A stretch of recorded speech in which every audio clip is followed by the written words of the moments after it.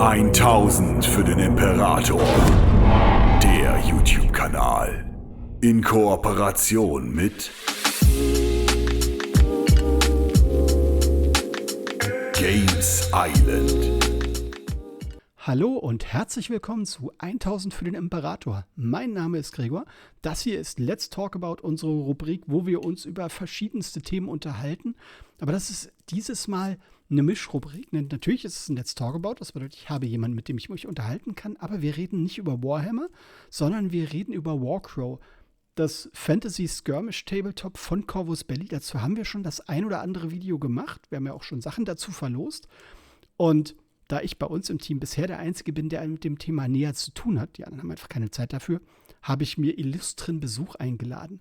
Wir haben nämlich jemanden vors Mikro bekommen von Corvus Belli und ich kann dadurch sozusagen heute ein Interview führen. Ich glaube, das ist das erste Interview, was wir haben. Aber wir werden das Ganze auf Englisch machen, weil das Gespräch jedes Mal zu unterbrechen für eine Übersetzung stört aber den Gesprächsfluss. Deswegen schaltet bitte die automatischen Untertitel unter diesem YouTube-Video an. Dann habt ihr auch was von der Unterhaltung. Oder wenn ihr wirklich fit seid im Englischen, dann lasst sie einfach aus und hört uns so zu, je nachdem, was für euch am besten passt. Und damit schalte ich jetzt auf Englisch um und begrüße unseren Gast. Hi! Hello! So, basically nobody knows who you are because I didn't say your name yet, because I'm probably butchering it, so I'm going to say it yourself. Mysterious, but I like it. Hello, travelers. My name is Hoopoe, and I am one of the developers behind Warcrow, that I understood fantasy skirmish game Corvus Belli that I got because Perfect, I don't speak awesome. a word of German. And I'm one of the developers. I'm also a narrative designer, and I'm the ambassador of this new fantasy IP by Corvus Belli. So I am delighted to be here in Let's Talk About. So thank you so much, Gregor, for inviting me. I am so happy. Happy to have you here. So basically, this already is kicking off my first question. So if basically you said you're the ambassador for this IP, so to speak, you're the better looking Carlos compared to Infinity.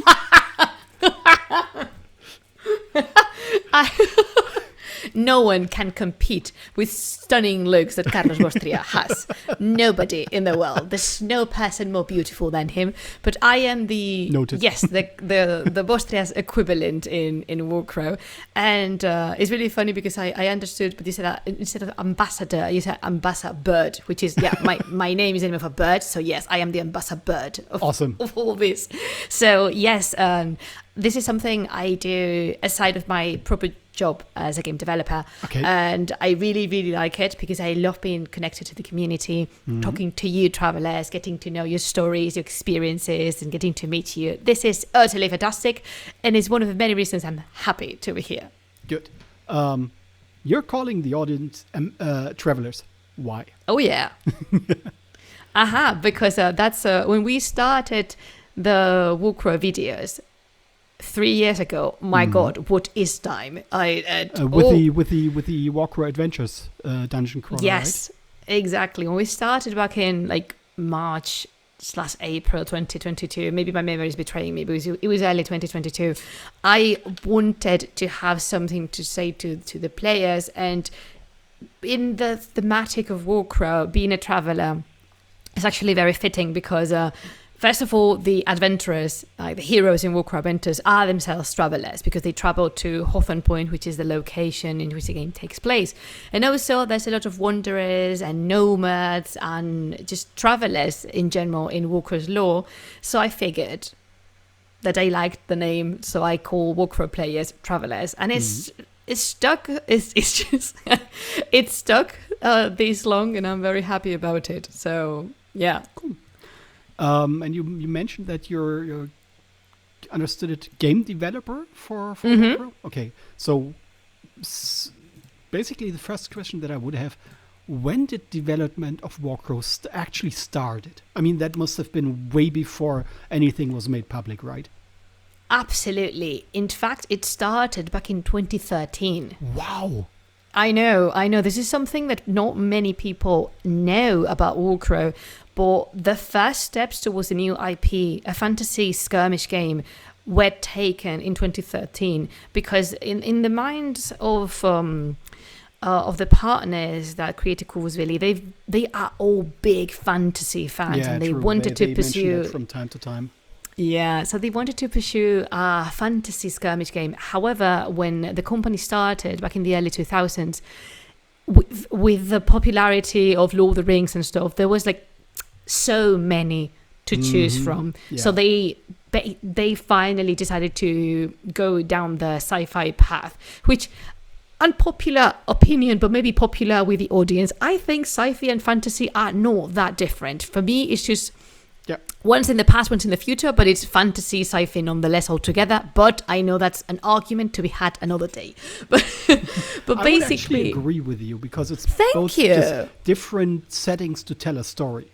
Exactly. Thank you so much. I knew I was going to like it. I know I was going to like it here. I feel at home. But going back to the question, in 2013, the lead of the Warcrow development team, which is Jesus Fuster, he joined Corvus Belli to supposedly start working in a new fantasy game. Mm-hmm. However, the circumstances were not optimal for the company to chase that dream yet. So all the things were done. Aristeia was done, and then other projects like Defiance, Tag Raid, and finally in 20-something, because I don't know, the first conversation seriously started, and then in September 2021, I joined the company to actively work on Warcrow as a reinforcement for development. So yeah, it's been a while. We've been cooking for a very long time. I mean, it's better to take your time for a new IP instead of rushing it just to bring it out and have it on the market and just see it flop because it's not been thought through. There's no flesh on the bones, so to speak. So from my perspective, especially doing a lot of crowdfunding games where I put money in hoping that I'll actually receive the game at some point, I'm totally fine with waiting for the final products for a few years, because if the creators spend the money responsibly and just use it to make the game better, it's a better experience for me as the consumer, as the gamer. Yeah, definitely. And I do agree. Then sometimes hype and enthusiasm take the best of us, and we want everything we wanted now. But if we wait just for a wee bit longer, the product, the result is much better. So, yeah. You mentioned that you joined Corvus Belli in 2021. If I may ask, what's your background before that? Have you been in the gaming industry before, or were you basically coming in from the sideline? I sort of coming from the sideline. I was working for an indie video game company for less than a year, actually, as a narrative designer. But my background is very different to that. I am an art historian. Oh, cool. And yeah, I think so too. Otherwise, you wouldn't be one. True. Yeah, especially since I finished my PhD very recently. So wow, yeah, okay. I am. Congratulations. Oh, thank you. It's probably not available in English. Your thesis. It is. Yeah, it was in English. I did my thesis in English. So I'm kind of giving it some time so I can figure out what I want to do with it, but nothing to do with games. I'm a mythology scholar. Cool. All right, then moving more into the gaming section of this interview.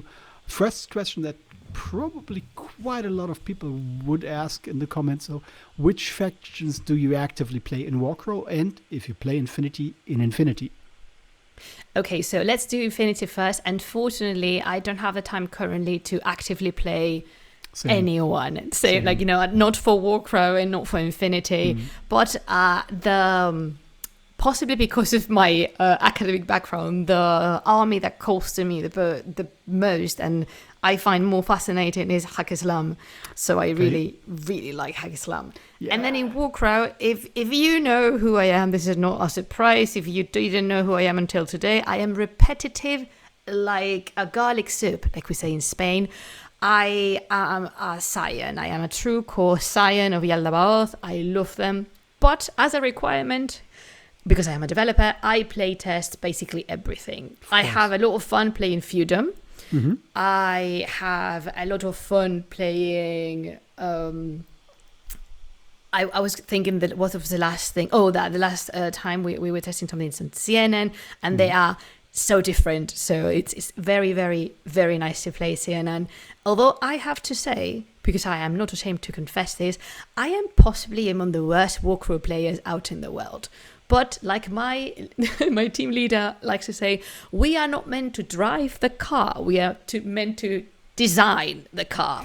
So make it look pretty and fun to drive, not to win the Daytona 500. Absolutely, because sometimes people, when you don't know exactly what a developer does, you think we are paid for playing constantly. I wish. I spend most time in front of a spreadsheet than I want to admit. Mm-hmm. And second, that we are the best in our craft, as in like playing our own game, because it's our own game. Absolutely not. Travelers, I am the worst.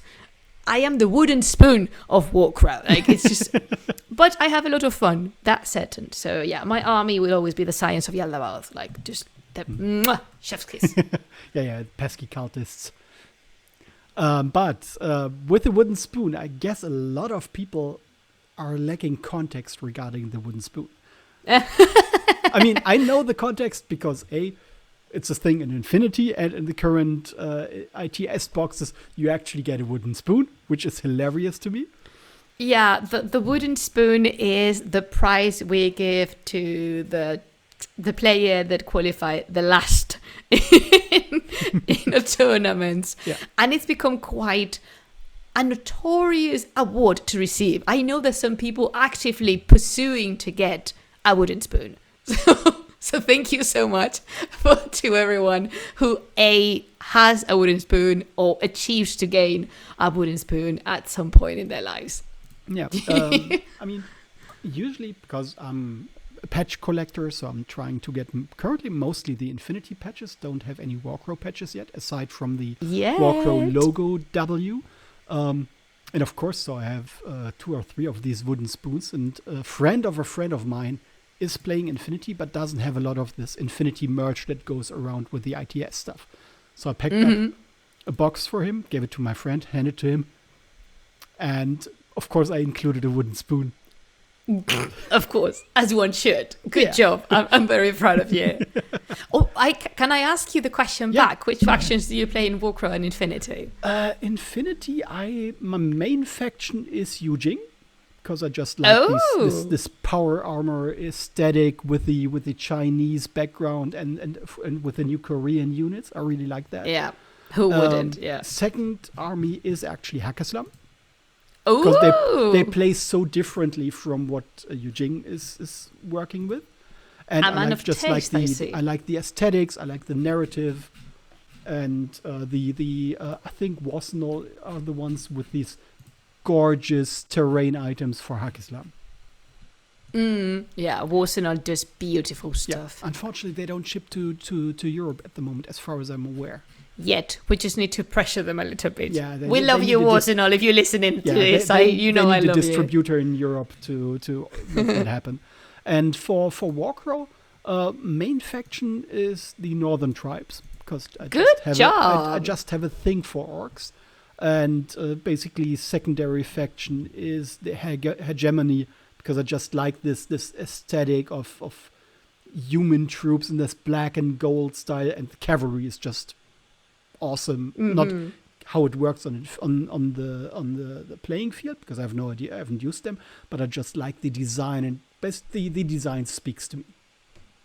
Oh yeah, the Northern tribes they're fantastic. I mean, they have a polar bear. An aggressive, angry polar bear. And they have puppies. They have the wargs, which are basically large puppies. True. Yeah, I love they dogs. Just want to hug you and want treats, right? Yeah. Okay, and this leads me to a follow-up, because we already spoke about when was the idea of Warcrow conceived and when it actually went into development. So you said you're a game designer, etc. So you're involved in designing the rules and the background, or how is that structured from your end? I do both. Alongside the members of the team, we create the rules, the profiles, the background, the narrative campaigns. Also, if you know a bit the structure of Winds from the North and Song of the Dormant, they include 3 scenario campaign, narrative campaign, and I'm in charge of those. And together we do rules and profiles. Okay. How many people actually are on a regular basis working on Warcrow? Not including the miniature designers, because that's usually a bit separated from that, but how many people focus on Warcrow as a game in regards to design, development, etc.? Okay. Yeah, because I was going to say that everyone from production to miniature shipping, like everyone in the company is working somehow to some extent in Warcrow, because our people in production, they are the ones who pack everything and send it. Then you have our design team, which is in charge of designing the boxes and the cards. But the pure development team would be currently 3 people. Okay. Including myself, yeah. All right. And following up on that topic on who plays which faction, do you guys have a plan to have faction lineup, so to speak, as expansive as it exists for Infinity? Because Infinity, if you only take the main faction, already has a lot of parties fighting each other, and if you include all these sub-factions, the sectorials, you have even more. Is this something that you envision for Warcrow too, to say, hey, we're going to develop as wide a universe with as many involved factions competing with each other?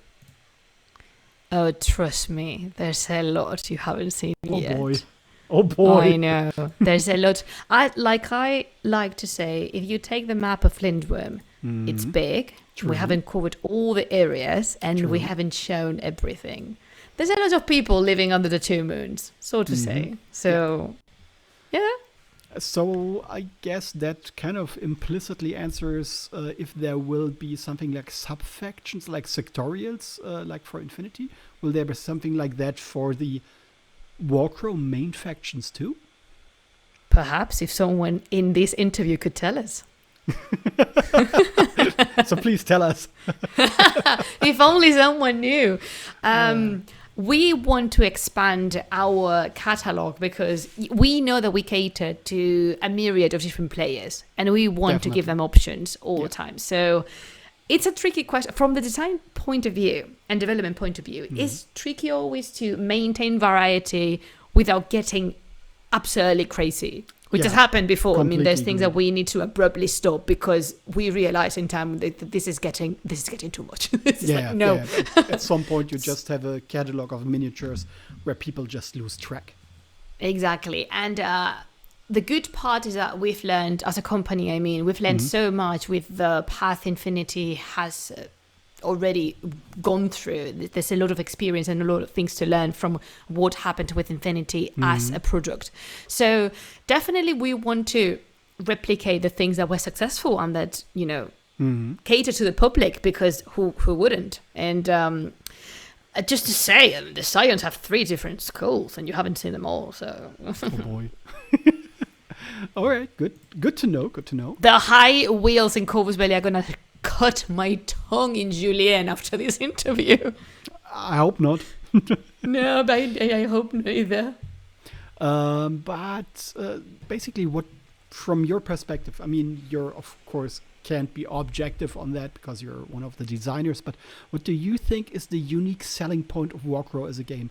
Mechanics-wise as well as story-wise. There's tons of war games out there, fantasy war games, skirmishers, mass combat games, but what do you think makes Warcrow stand out as a game? What's appealing to the audience, to the potential customers, to the players?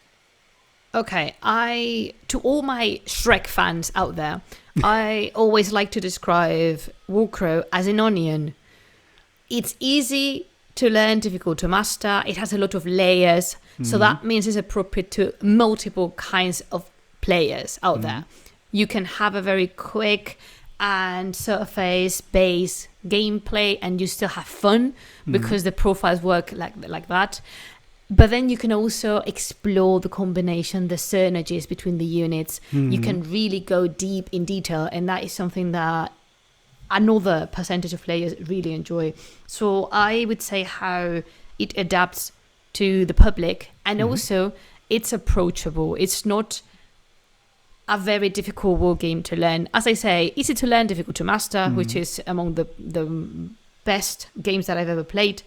And I like that a lot, because I would really, one of my personal goals as a developer is getting to a point in which I can tell that Warcrow is perfectly your first war game.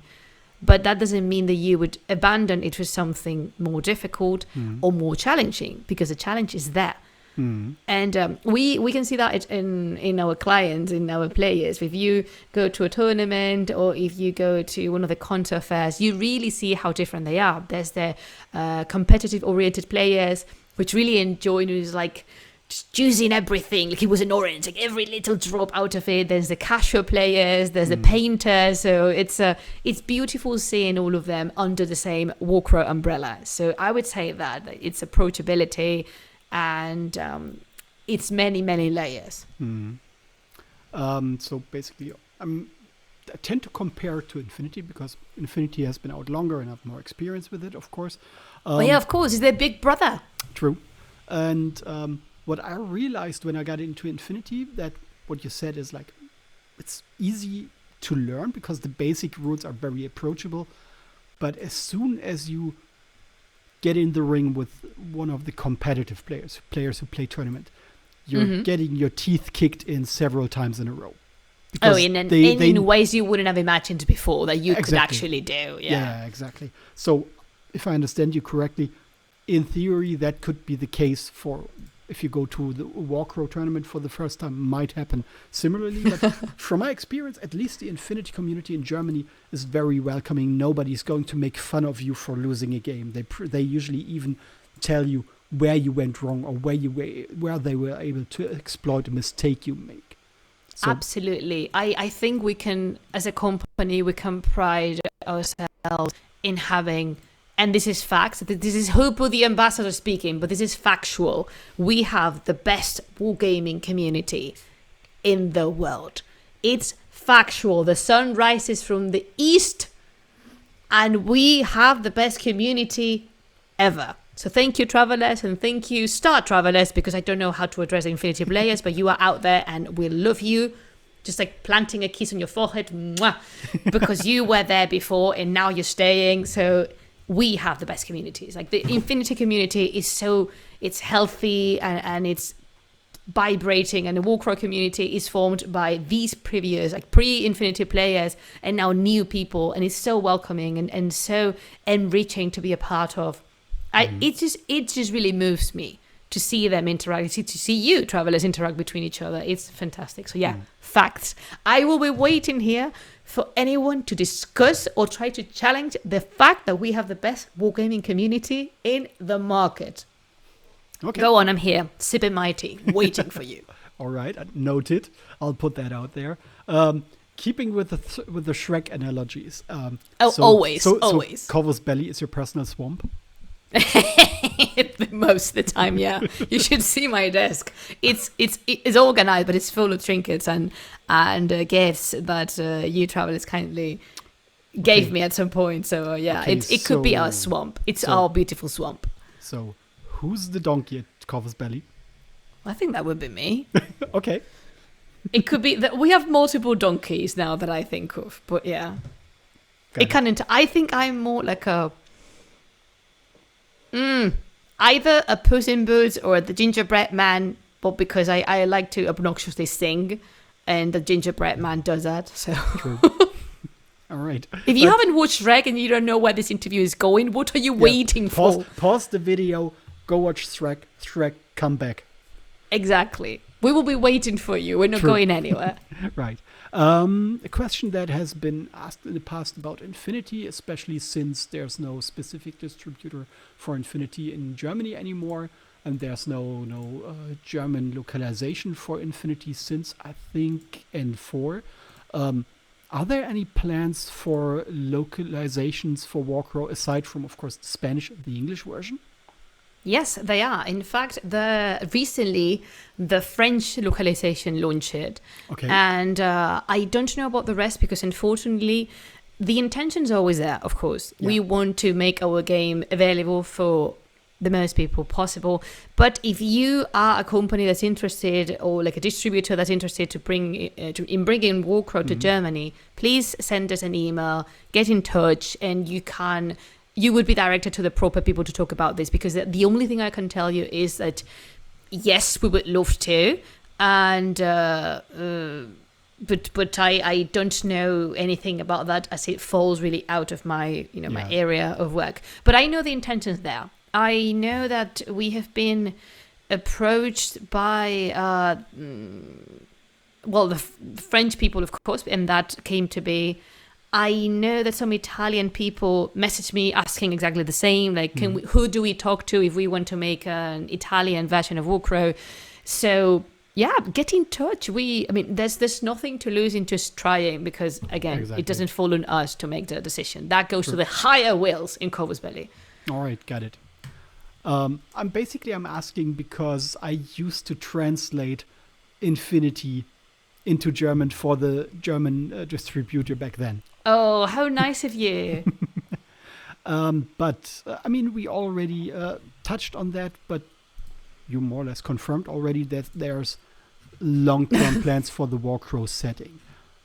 Is there any hints that you can give to us? I'm very much hoping that the Merchant Alliance is going to be a thing at some point as a faction. Okay. At least the lore hints towards that. What can I say? Well, Ismail is my baby boy. Okay. He's now 19, although he started being 14 in a dungeon crawler. I love him with all the strength that I can muster in my heart. And then there's Vergana. Oh, glorious, beautiful, elegant Vergana, also from the Merchant Alliance. So you can hint something there. We're pointing towards that direction. What can I say that is not going to get me either fired or killed? We already know that the dwarf faction will come out because they already showed miniatures. Oh yeah, absolutely, of course, yes. The dwarves are coming. I promise that. I can't tell you when because my tongue. This year, I guess, because we just had the new 2-player starter with the Science and Feudum, and I don't think they're going to release 3 my factions tongue in a year. is tied by a powerful spell. But what can I tell you is that that's not a spoiler. You don't have to if you can't. It's fine. I'm trying to think. I'm pretty sure I can give you something that is not going to get the people flipping out at Corvus Belli. Yeah, of course. My brain is mushing. Okay. There's a lot. Okay, I can not point directly, but I can point towards something. There's a lot of hidden clues in the Warcrow lore book. Yeah, as in true. Ridiculous amounts of hints about what's to come. And if you want something clearer, I would suggest you look at the chapter of the Science, Feudum, and the CNN. Okay. There's clearly an arrow pointing towards something there. Okay, understood. In regards to the rule book, Infinity made this move to, hey, we have this living rule book online, which basically, this is always up to date. This is the current rule set, so you're not stuck with a rule book that's basically out of date within, let's say, a year because we made adjustments. But if you want the lore, the stories, etc., that's where the printed books come in. Is this something that you imagine will be the case for Warcrow too? So if people say, hey, I want to follow the stories, want to follow the lore, want to follow how the world is evolving, that's where I will basically purchase the printed books. But if I want only the rules, it's all going to be online. Definitely, it's something we are considering. Just based in the what's the word in English? I forgot. The frequency. And it's just based on the frequency in which we update the rules and make changes. So definitely this is something we are looking at with more attention now, especially since we have the model, which is Infinity. And that has been really nicely received by the players. Because it's exactly as you said, if you want the stories, it's nice to have a book that's printed and you can grab and sit with a cuppa and read. But the rules are different, and especially if you want to go to your favorite store, to a friendly tournament, to any official showdown. Are you going to carry physically the rules with you? That's very unlikely. Yeah. But if you can consult them at any point in any time, that is very useful. So we are currently in conversations for potentially having that, but I can say that nothing has been decided just yet. It's just the conversation is there. I mean, and I know this because I make this, this disclaimer because this is not the first time that I see written like Hoopoe said this in an interview. It's like, yes, but I remember clearly saying that we were thinking about it, not deciding to pursue this. But I understand you're eager, so am I, so let's go be eager together. I can do that. Sure. Latching on to that, I mean, Infinity, the Infinity Army app is very convenient, very well received among the players, with basically, hey, I can put together my army just in the app, clicking point costs, etc. together. Am I correct in assuming that this is something that you're considering for Warcrow too? We actually we're not considering. We made it. It's in a beta version now. Okay, I missed that. I guess. This is the Corbusphere app. In which we're going to merge everything. Everything is going to be there. Infinity, Warcrow, tournaments, and the follow-up and the results of these tournaments. It's currently on beta, but we are really, we've come far with the development. We didn't want to say anything until there was something that we could actually show you, but the profiles are there. I can tell you, this is not a spoiler because it was shown at the Interplanetario. I've been updating some profiles there just today. As in, we are in a stage that we are very close to launching a first official version. But for now, it's just on beta testing. And I think there was a link to sign up and test it. I don't remember. Yeah. I think if you email contact@corvusbelli.com, they might be able to provide more information. But definitely, I know this. I mean, it's in the Interplanetario and it's also in the Jenkins seminar. If you are in the Warcrow Discord, you've seen it. If you are in the Infinity Discord, you've seen it. So I think, because I didn't mention anything in the video I recorded, but I think Vostria did. Probably. I'm really sorry. My memory is foggy. Pun intended. Puns, quips, and jokes. And see, I am definitely the donkey or the puss. Understood. Yeah, noted that down. I'm going to, when editing this video, I will probably hide a picture of Donkey somewhere in the yes, please do. Pictures. A question that popped up for me, not so much from the people watching our videos. I mean, for Infinity, you already have the graphic novels. You already have novels made by a third party. Is this something that you see in the long term, in the future for Warcrow 2? I mean, for Infinity, that came after the game was out for quite some time. But is this something that you're already thinking about for the Warcrow setting? Okay, I'm going to tell you something that is absolutely, I swear that I'm not inventing this on the spot. Okay. When we started working properly in Warcrow Adventures and in the Warcrow universe, as in really putting down some rules, we made a list of things that we would like to see for Warcrow in the future. Okay. I have that list. That list includes things like comics, graphic novels, novelettes, a soundtrack, and among them, I want an Ormuk plushie.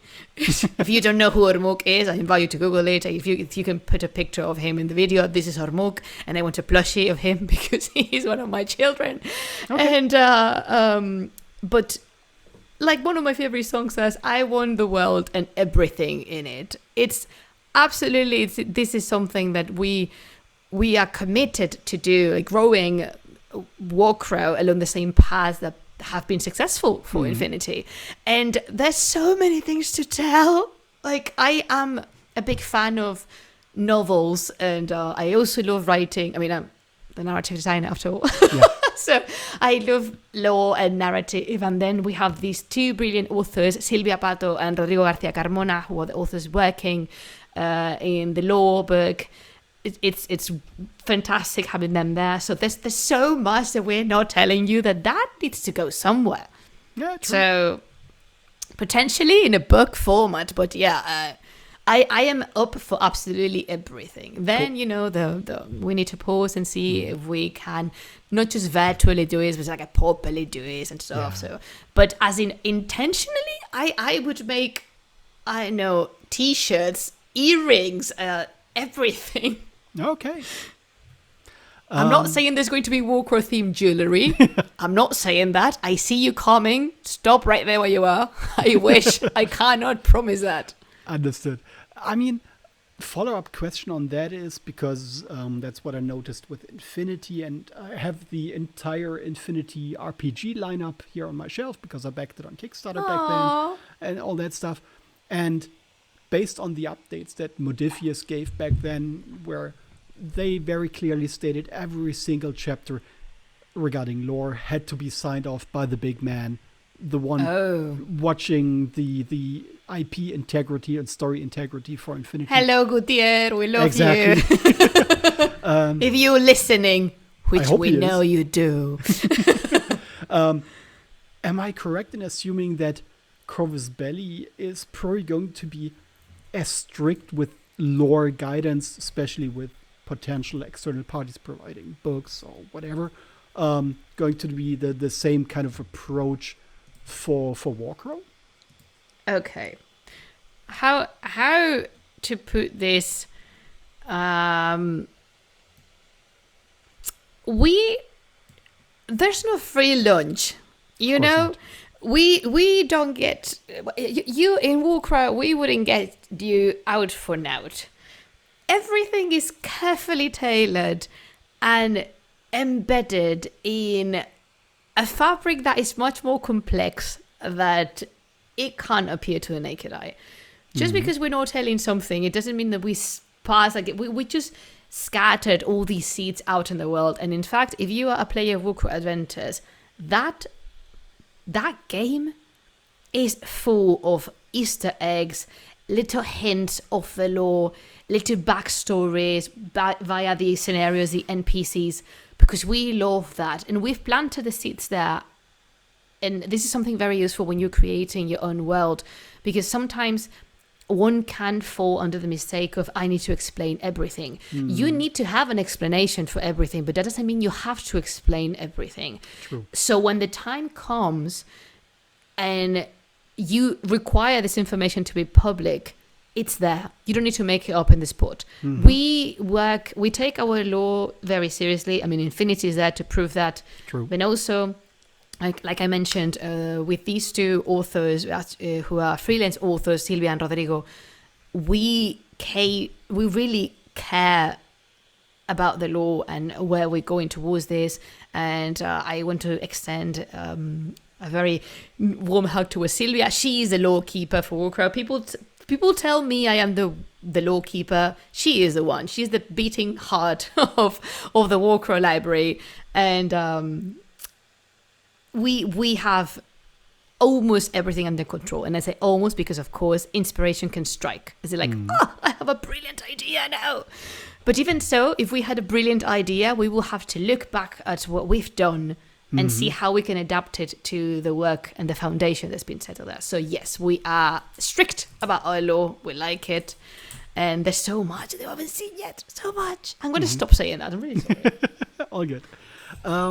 Following up on that, I mean, Infinity in the last few years, on a regular basis, had these online narrative campaigns where the results of games people played and submitted the battle reports. This went down really well with the community because I think community gets more healthy and better if people feel like they have a stake in the story, like they can influence the story. Do you plan on having similar narrative events for Warcrow?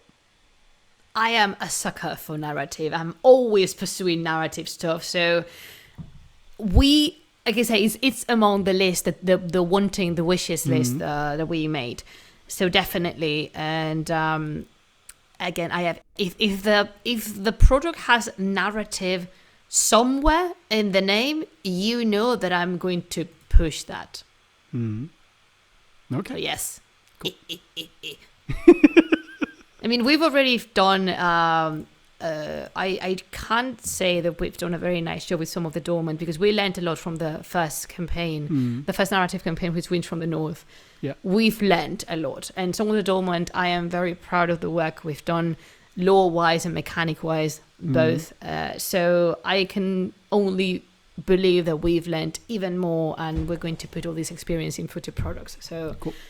If you like, smashing each other's faces, but with the reason, like within, there's an explanation for why are we here beating the crap out of each other, you're going to like the narrative campaigns. Cool. Awesome. I mean, Infinity has already this community support structure with the Warcrows, with the people locally supporting the game, helping new players getting into it. The Warcrows. Exactly. It's very difficult to say Warcrow, Warcrow. True. Warcrow, Warcrows. Yeah. Oh my God, we need another name. Exactly, you need a separate name because that's going to twist all the tongues. Yeah.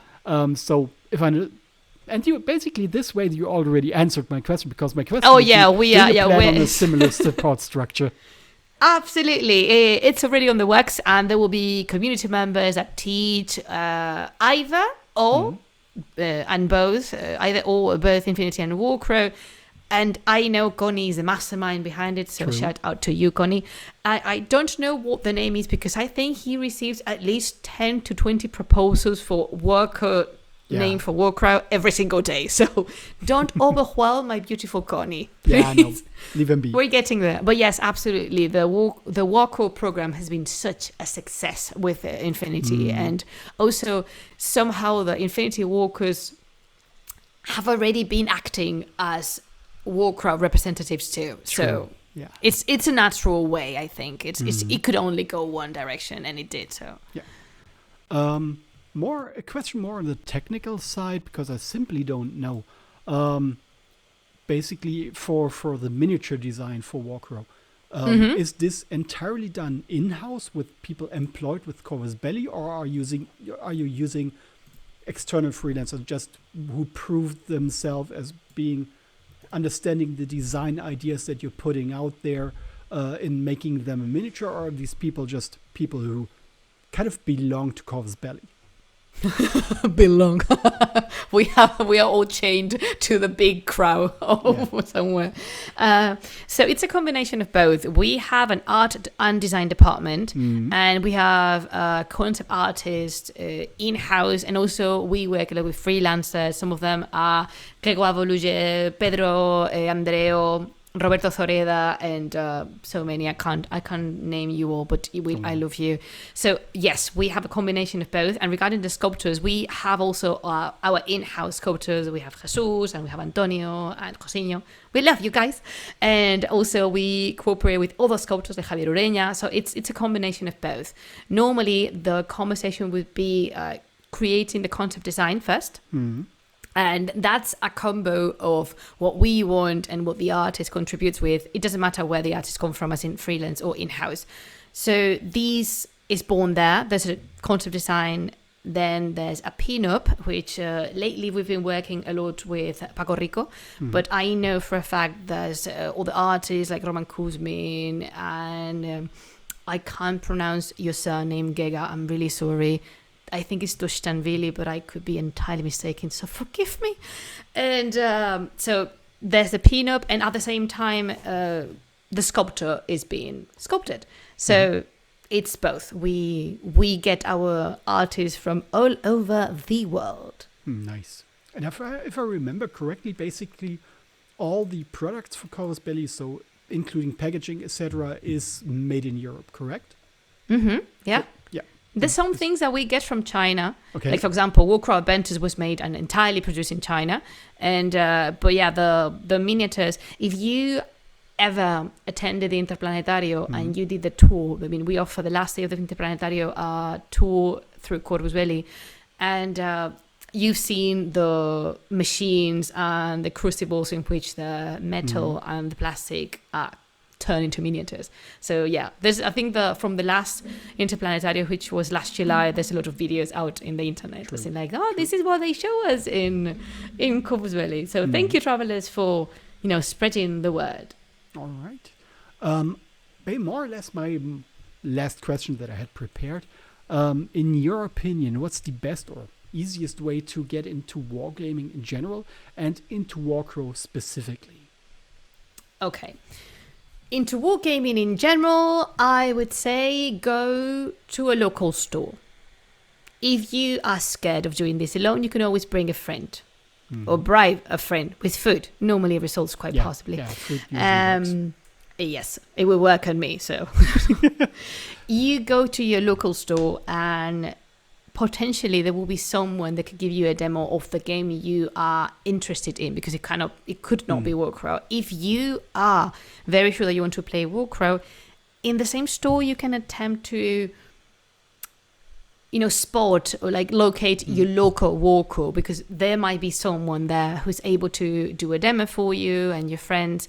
Also, if you join either the official Discord or all the Discords that are having conversations, you can meet a lot of lovely travelers there. I know there's, I don't know if they're only in Spanish, but there was Telegram group chats, the Discord. I don't know if you have the link to it, but I can give it to you. So if people are interested, they can join that there. Discord already. Oh, you are beautiful. So if you are there, you can find other players and you can find the community, because the best way of getting into war games is via another players. I'm very, very a big defender of the community, because they are the first step to everything. And then you can just keep on playing, find your own faction, discover all the ways to play, all the approaches to the game. And if you play either Warcrow or Infinity, they're going to be super welcoming and super, super helping, like Gregor himself, he just said. So, yeah, that's the best for me. Cool. Awesome.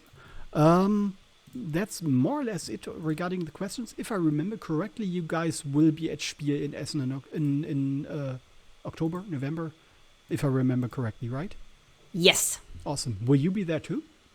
No, not this year. I want to go one of these years, I promise, but not this one. Okay. Yeah. I mean, I think for me, it's the first time in, I think, 4 or 5 years that I'm not going to attend Spiel, because my girlfriend and I tend to spend way too much money at this event.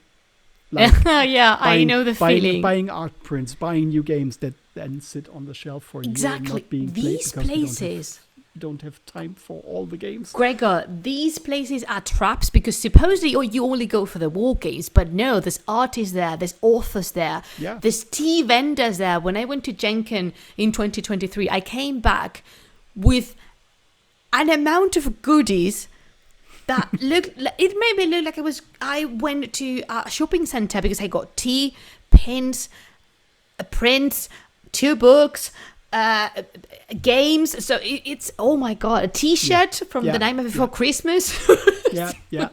I know this. So I absolutely understand. Yeah, I didn't want to look up my bank account for quite a few weeks after that. Especially since they all take card. When it was back decades ago, when it was cash only, you could control it by just bringing a certain amount of cash. No. Everybody takes card.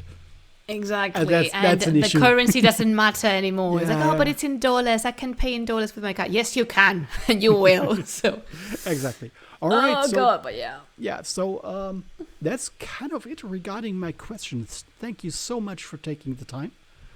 Thanks to you for inviting me. This has been absolutely lovely. And I am very happy to welcome all the followers of 1000 für der Imperator.